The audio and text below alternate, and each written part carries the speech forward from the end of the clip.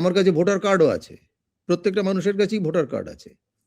এটা কি করে সম্ভব হয় যে একটা ভোটার শুদ্ধিকরণের প্রক্রিয়া, যেখানে ইলেকশন কমিশন পয়সা খরচা করে যে ভোটার কার্ডটি দিয়েছে, তারা নিজেরা প্রথমেই বললো যে না, ওটা আমরা মানি না।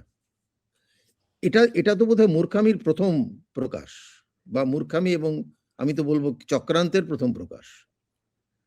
যে তুমি নিজের প্রক্রিয়া বিচার বিবেচনা করে যে ভোটার কার্ডটি মানুষকে দিয়েছো, তুমি সেটাকেই মানবে না ডকুমেন্ট হিসেবে। এটার মতো মানে এটা একদিক থেকে মূর্খামি, আরেক দিক থেকে চক্রান্ত, দুটোই এর মধ্যে এসে যাচ্ছে। আজ পর্যন্ত সেটা হয়নি, কিন্তু ভোটার লিস্ট, ভোটার কার্ড কিন্তু এখনো পর্যন্ত গ্রহণযোগ্য ইয়ে নয়।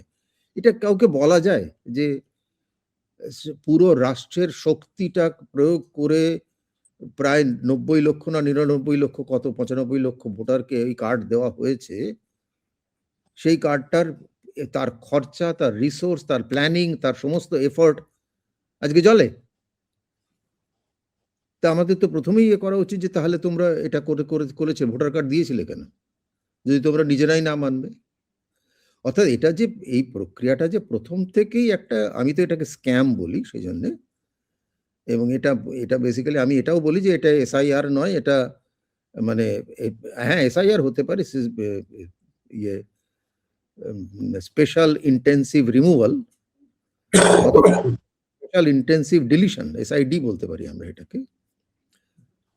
সেই কারণে এই বিষয়টা বারবারই প্রতিবাদ হচ্ছে, সারা দেশ জুড়ে প্রতিবাদ হচ্ছে, এবং চোখের সামনে এই ঘটনা যদি ঘটছে, তার মানে দেখা যাচ্ছে যে সত্যি সত্যি মানুষকে বাদ দেওয়ার চক্রান্তটাই আলটিমেটলি প্রকাশ হয়ে পড়লো। আর এখন যেটা আরেকটা জিনিস প্রকাশ হলো, যেটা বোধহয় খুব সম্প্রতি বেরোলো, যে আসলে এই সিদ্ধান্তটা কমিশনের সিদ্ধান্তই নয়।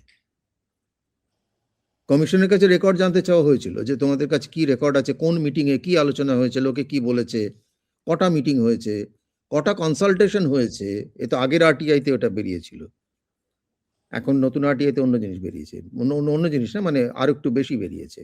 আগের আরটিআইতে বেরিয়েছিল যে কোনো কনসালটেশন হয়নি, এবং সেটাও তো ঘটনা, যেদিনকে এসআইআর উনি ডিক্লেয়ার করছেন তার 7 দিন আগে পর্যন্ত তিনি সমস্ত পাবলিক মিটিংয়ে তো সে কথা কেউ বলেনি ইলেকশন কমিশন। ইনফ্যাক্ট এখন তো পরিষ্কার হয়ে গেছে তার 7 দিন আগেও কেউ জানতো না যে এসআইআর হতে যাচ্ছে। অর্থাৎ এসআইআরটা মূলত একটা রাজনৈতিক সিদ্ধান্ত। রাজনৈতিক সিদ্ধান্তের দুটো দিক থাকে, একটা পিওরলি ভোটে জেতা হারার দিক, ক্ষমতায় আসা, ক্ষমতা থেকে যাওয়া ইত্যাদি দিক, বা অন্য ক্ষমতা থেকে ভাগানোর দিক। আরেকটা দিক হচ্ছে গভর্নমেন্ট পলিসিতে কি তার প্রকোপ পড়তে পারে। আমি তো পরিষ্কার দেখতে পাচ্ছি যে গভর্নমেন্ট পলিসিতে rural development, welfare, agriculture, women empowerment ইত্যাদি যতগুলো জায়গা রয়েছে, তাতে মোটামুটি ভাবে আমি যদি মোটা দাগের একটা হিসেব করি, বছরে ৩.৫ লক্ষ থেকে ৪ লক্ষ কোটি টাকা যায়। এই প্রক্রিয়াটা হলে সেখান থেকে কিছু না হলেও, আর আমি যদি তার সঙ্গে ১০০ দিনের কাজটাকে জুড়ে দিই, যেটা অলরেডি চলে গেল আমাদের হাত থেকে, তাহলে ওটাকে যদি আরো ১ লক্ষ ধরি, তাহলে প্রায় ৫ লক্ষ কোটি টাকার গল্প। সেখান থেকে এটা খুব পরিষ্কারভাবে অন্তত অর্ধেক কেটে ফেলার চেষ্টা, over some of the years. সেইটাই মূল বিষয়।